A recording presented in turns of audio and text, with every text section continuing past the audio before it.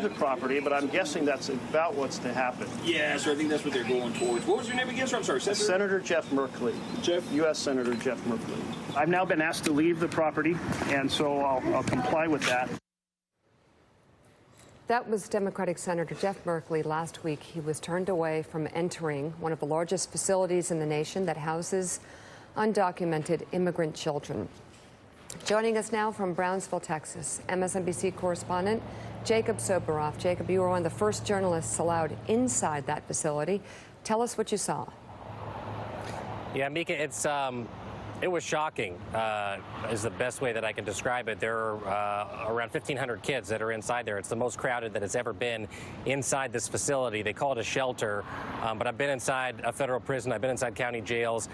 These kids are effectively incarcerated inside this place. They can't move around freely. They're allowed to go outside into the fresh air for only 2 hours a day during the week. And it's only getting worse there. And that's because the Trump administration obviously has announced a zero-tolerance policy you guys were talking about earlier this morning for separating children from their families when they cross the border illegally. Our colleague Julia Ainsley put it this way: this is a self-inflicted crisis. It does not have to be overcrowded in facilities like this, but it is because the Attorney General and the President of the United States decided to prosecute 100% in their ideal circumstance immigrants that come across the border illegally. Hey, Jacob, it's Willie. Your reporting has been incredible and opened a lot of people's eyes to this just over the last few hours and 2 days, really. A couple of questions. First, who exactly are these kids, and why are they being detained? And the second part is, why do you suspect the government let you go inside? Yeah, so they're 10 to 17-year-old boys, Willie, and which raises another question: where are the 0 to 10-year-olds? Where are the girls? Right.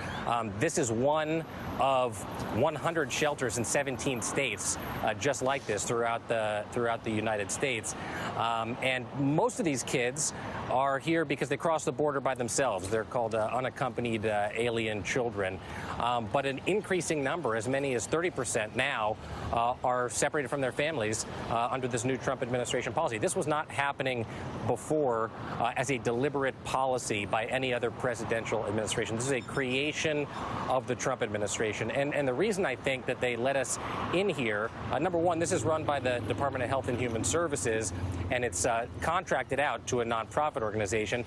For all intents and purposes, the quality of the care the kids get inside here is actually not bad. It's clean inside. They're not in cages or jails, although an employee did say to us when we went inside, shockingly, smile at them because they feel like animals in cages being looked at. There's no other scenario other than being incarcerated in a prison to describe what it's like. But I think they want to let us in to know this is sort of as good as it gets. If the tent cities that everybody's been talking about are erected and kids start to be moved there, the leader of this center told me that on federal property, they don't have to be licensed child care practitioners. It's effectively an emergency situation, and sort of all quality of care, is called into question. So, Jacob, the facility itself, where these young people, many of them children, 10, 11, 12 years old, are being held, how many windows are there inside? How many windows are there, Mike? Was that his question? Yeah. 0. And they're like I said, they're inside there for 22 hours a day. They get to go outside for 1 hour of structured recreation and 1 hour kind of a free play.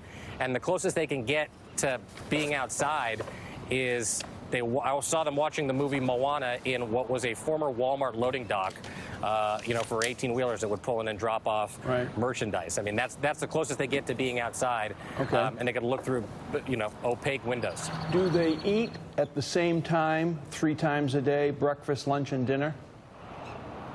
They eat 3 meals a day, but they eat on rotation. So when we first went in there, we're looking at some of the footage right now. This is all handout footage, by the way, from the Department of Homeland Security. We were not allowed to bring our cameras inside there. They eat in shifts, so there's 1,400 kids in there, almost 1,500, and they eat on a rotating schedule of about 350 kids at a time, and it's like chow in a prison. I mean, is it a menu? Is it a menu or a specific? No. It's just I mean, they were given, when I was in there, it was a piece of chicken, some vegetables, a thing of Jell-O, and yeah, it wasn't like a school cafeteria. And they have a limited amount of clothes they can wear. Go to the showers on a designated time. They do go to school for 6 hours a day during the week, but everything is very structured. The calls going in, the calls coming out, is determined not by them. It's incarceration. Do they have cell phones or access to communication on them? No cell phones on them.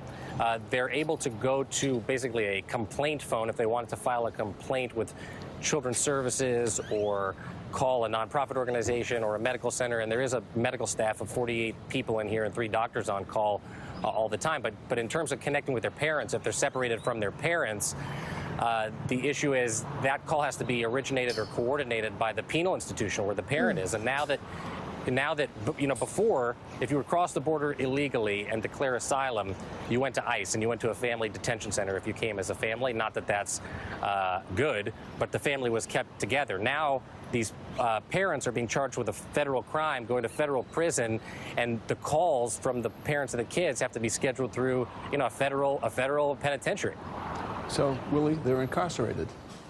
It certainly sounds like it. Jacob, there was another striking image that you shared of a mural of President Trump on the wall. I believe it was there in the cafeteria with a quote. The quote reads, "Sometimes losing a battle, you find a new way to win the war." Actually comes from a former tweet from the President of the United States. What is the message that mural sends, and what are they trying to say with that quote?